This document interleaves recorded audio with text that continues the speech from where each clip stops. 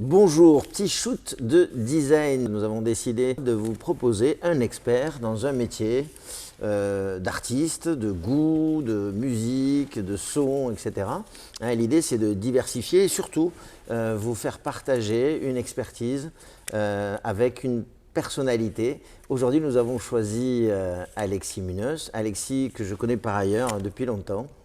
Et donc, je suis très ému aujourd'hui de pouvoir vous le présenter, ou en tout cas qu'il puisse exprimer sa passion, puisqu'il est venu aussi parler de son expérience, son aventure, et également celle de son huile d'olive et de son métier. Voilà, merci Alexis. Merci Stéphane, un plaisir d'être avec toi. Ouais, c'est pas une formule de politesse, c'est vraiment pas ça.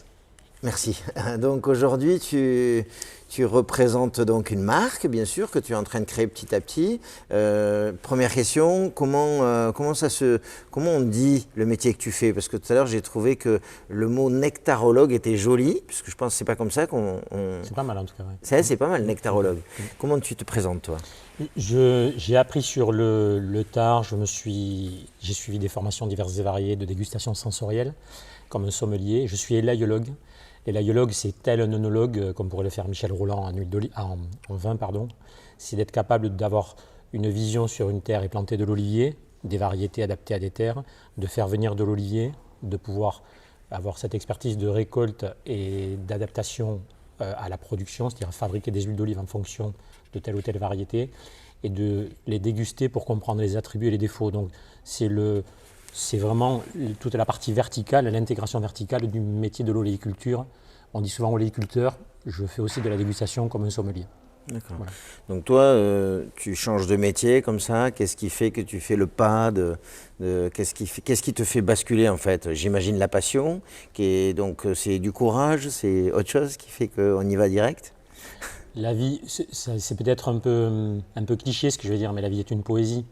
Et pour moi, ce n'est pas cliché, c'est qu'un moment de lucidité, c'est de se dire j'ai vécu une très belle vie avant, dans un autre métier, dans un autre format, un autre contexte. L'huile d'olive était une passion, mes parents n'étaient pas producteurs, n'étaient pas du tout de ce monde-là, même pas du monde de l'agriculture. J'étais vraiment attiré par ce monde de l'olivier. Alors c'est quoi la vérité de l'huile d'olive? Alors du coup, on part donc forcément d'un olivier. Tous les oliviers sont pareils. Qu'est-ce qui se passe exactement pour nos néophytes, en fait? Je pars du principe qu'on ne connaît pas grand-chose et on va redémarrer à zéro notre formation sur les olives, si tu veux bien. Parce que moi, j'ai un olivier chez moi. Est-ce que je pourrais faire des olives, par exemple, avec mon olivier chez moi? La bonne nouvelle, c'est que c'est très simple. Super, merci. Ouais, c'est très simple.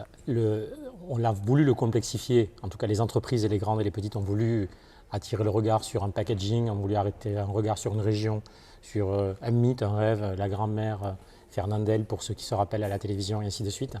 Mais globalement, l'huile d'olive, l'olivier n'a pas de frontières. Dame Nature n'a pas décidé les frontières que les hommes ont créées. Il y a des oliviers, des variétés d'oliviers comme des cépages en vin différents autour du bassin méditerranéen, puisque ça se joue autour de la Méditerranée, principalement, même s'il y a quelques olives à San Juan et Mendoza, mais ce sont les Espagnols qui les ont apportées. Et autour de, on va dire, sans parler de frontières, il y a des variétés d'oliviers qui sont intéressantes sur le plan physico-chimique et organoleptique, et d'autres beaucoup moins. Ça, c'est Dame Nature. Et une fois que l'on a identifié ces variétés d'olives, que je connais un petit peu, ce qui est intéressant, c'est de travailler des huiles d'olive d'une seule variété sans les mélanger. Ça veut dire, globalement, aujourd'hui, les huiles d'olive que vous avez dans le commerce, supermarchés et autres, ce sont des mélanges d'huile d'olive, de toutes les qualités. C'est marqué aujourd'hui UE, non UE, mais c'est vraiment des mélanges pour des questions de linéarisation de goût et pour des questions de prix. Et du côté des artisans, on a des gens qui font des AOP, des AOC, des appellations d'origine contrôlée et autres, qui sont des marques d'authentification plus que de qualité, qui mélangent des olives d'une région et ils font à peu près tous la même méthode. Un peu comme une coopérative, quoi. Un peu comme une coopérative, mais surtout, ils ont une méthode qui, paraît-il, est ancestrale. Quand on va un peu dans l'histoire, on se rend compte qu'elle n'est pas ancestrale, elle date de 20-30 ans. C'est l'habitude de grouper les olives d'une région et de dire on fait l'huile d'olive comme ça chez nous. Moi, je fais quelque chose de beaucoup plus pur, beaucoup plus simple, donc moins compliqué, j'aime les choses faciles. Je n'ai pas d'autre ambition de faire en sorte que l'huile que je presse ressemble à l'olive que j'ai cueillie. C'est ma seule ambition. C'est-à-dire une seule variété, une seule huile d'olive. Et donc ça, c'est objectif. Il y a des variétés d'olives comme les cépages que vous aimerez ou pas. Si vous n'aimez pas le pinot noir, vous n'aimerez pas les bordeaux. C'est pareil pour l'olive, mais vraiment, il n'y a pas de terroir dans l'olivier, contrairement à la vigne. Et la maturité du fruit est très importante, puisque l'olive est le seul fruit, de ce que je connais en tout cas sur la planète, que l'on peut presser quand il n'est pas mûr, quand il est mûr et quand il est très mûr. Donc ça donne sur une même variété 3 huiles d'olive. Quand on a dit ça et qu'on sait où c'est fabriqué et comment, une seule variété, une seule maturité, une femme ou un homme et une technique, il faut acheter. C'est tout simple. C'est tout simple. On y va, on va faire de l'huile. Bon alors, raconte-nous du coup la marque, qu'est-ce qui fait que, comment ça a évolué une fois qu'on a compris ça. Après, il y a, j'imagine aussi, une histoire de où est-ce qu'on fabrique, avec qui, comment on trouve les partenariats avec les gens. La mecque de l'huile d'olive, c'est l'Espagne. L'Espagne représente 55% de la production. C'est pas une mondiale. idée reçue, ça, hein, c'est une réalité. Non, c'est une réalité. C'est 55% de la production mondiale. Nous, on fait décoller des avions, eux non, et eux, ils font de l'olivier. Okay. Nous, moins. C'est un peu comme, il y a aussi un sujet de climat. Comme si un Andalou voulait faire des noix. Les noix, il vaut mieux qu'elles soient à Grenoble et à Isère, pour l'eau, pour la luminosité, plutôt qu'en Andalousie, il va falloir aller chercher des nappes phréatiques. Ils ont une culture qui correspond, l'olivier, l'amandier, les mandariniers, les citronniers, qui correspondent beaucoup plus à leur terre. On a une image de l'Espagne qui est très faussée, qui est très biaisée. L'Espagne a une région qui s'appelle Murcia, où on montre souvent on montre des reportages de plastique alignés les uns à côté des autres. Les reportages sont vieux parce que depuis 10 ans, c'est plus des plastiques, c'est des grandes verrières qui sont pas plus vertueuses, toujours en intensif, mais c'est 400 km². On a les mêmes en France, à Loire-Atlantique, sur la zone humide de là où on voulait faire l'aéroport, et on a les mêmes à Cavaillon pour les melons et pour les fraises. Simplement, c'est vrai qu'on montre un pays du doigt et lui ne sait pas traiter l'objection. Mais l'Espagne, c'est un pays agricole. C'est le pays qui fait le plus d'agriculture aujourd'hui en Europe. Et probablement que c'est là que j'ai beaucoup parfait, compris plein de choses, parce que dans une même région, vous allez rencontrer la totale diversité. Donc, comment on fait Ça veut dire que toi, tu es allé rencontrer des gens pour leur proposer de faire une autre façon de faire, ou tu as gardé la leur Au début, j'ai une vision, d'ailleurs, quand je suis arrivé il y a 6 ans avec les huiles d'olive monovariétales, d'une seule variété, il n'y avait personne qui le faisait. Personne ne le faisait, il y a 6 ans. Oui, il y a 6-7 ans. Aujourd'hui, il y a plein de monde qui le fait. Donc j'ai la faiblesse de penser que j'ai peut-être fait réfléchir des jeunes générations. Et moi, je suis arrivé simplement dans des moulins. J'ai repris une coopérative à Tolède qui était en train de mourir. Je l'ai fait plus par amour, parce que mon grand-père était des monts de Tolède et que ça me plaisait bien. Ça m'embêtait de voir ce vieux moulin, pas très joli, en train de se casser la figure. Donc on y a mis un tout petit peu d'argent, je n'avais pas beaucoup, je fais un crédit à la banque. Mais ça venait aussi dans la lignée de tout ce que j'avais fait avant, construire un moulin en Tunisie et ainsi de suite. Donc je me suis installé d'abord dans un moulin. Et comme un moulin et une région, c'était trop petit pour moi, je trouvais que c'était trop réducteur. Il y avait une seule variété d'olives. Moi, ce qui me plaisait, c'était Cordoue, c'était la Rioja, c'était éventuellement le Portugal, le Douro, c'était la Tunisie, ainsi de suite. Je manquais un peu de temps et d'énergie. J'ai voulu fabriquer des huiles d'olive dans d'autres régions pour ne pas transporter les olives et les abîmer quand on les cueillait. Donc je suis allé voir des copains mouliniers. Je leur ai dit, si tu me laisses ton moulin la nuit, pendant 3-4 nuits, je peux faire une cuve de 20 tonnes pour moi. Je te paye ce qu'il faut que je te paye. Mais laisse-moi travailler 3-4 jours chez toi, je vais gérer de l'ingénierie, je vais acheter des olives autour. On va aller les chercher ensemble, puisque c'est lui qui connaît. Et je vais faire mon huile d'olive chez toi, de la variété locale, et on va la laisser chez toi pour la remplir au fur et à mesure dans les bidons. Donc je travaille au début dans 4 moulins, maintenant dans 3, différents, en plus du mien, où je fais 4 huiles d'olive monovariétales, de 4 maturités différentes, et que j'ai mis dans cette gamme 18.1, parce que... 18.1, c'est la marque. C'est la marque et elle est inspirée de la formule simplifiée de l'acide oléique. Si tu rajoutes un C devant, c'est la formule simplifiée de l'acide oléique qui est le principal acide gras libre de l'huile d'olive. D'accord. Donc je suis devenu producteur sur le tard, tranquillement, gentiment, en partageant beaucoup. En fait, je passe ma vie, je ne crée pas, je copie. Je copie les meilleurs, je prends un peu à droite à gauche, je butine le meilleur et je me fais ma vision, pas que dans l'huile d'olive, dans le vin, dans la décoration. J'ai un univers de vie, je connais un parfumeur nez qui m'a beaucoup aidé aussi, Francis Kurkdjian, qui m'a beaucoup ouvert l'esprit. Et des ça veut dire quoi? Ça veut dire quoi, un nez qui ouvre l'esprit? Ça veut dire qu'il apprend à sentir parce que l'huile d'olive, c'est effectivement, j'imagine, le nez aussi, le regard, etc.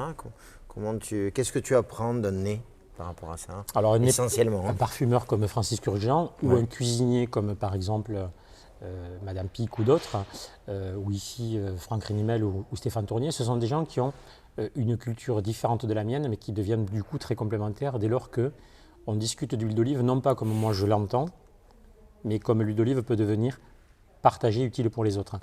Un nez en parfumerie, il va avoir toute la vision sensorielle des attributs et des défauts, plus sur le côté hédoniste que technique et objectif comme veut l'avoir un élaïologue comme moi.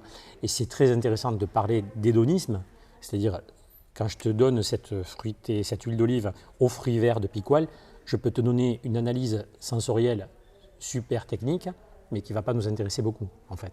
Celle qui est beaucoup plus intéressante, c'est celle que l'on va partager avec des gens qui aiment partager, qui ont un champ lexique, un champ sémantique beaucoup plus large pour mettre des mots sur ce que l'on ressent, ce que l'on voit, et ensuite avec des cuisiniers par exemple pour dire comment on va l'utiliser, mais de façon très simple, très directe. Donc ce que j'aime, c'est le pragmatisme que l'on peut mettre aux côtés de la technique, autour de la technique. Alors quand tu vas voir un cuisinier, un chef, prenons Stéphane Tournier ou Franck Réminel, de quoi il s'agit, de quelle conversation en fait? Il s'agit de mets, il s'agit d'accompagner.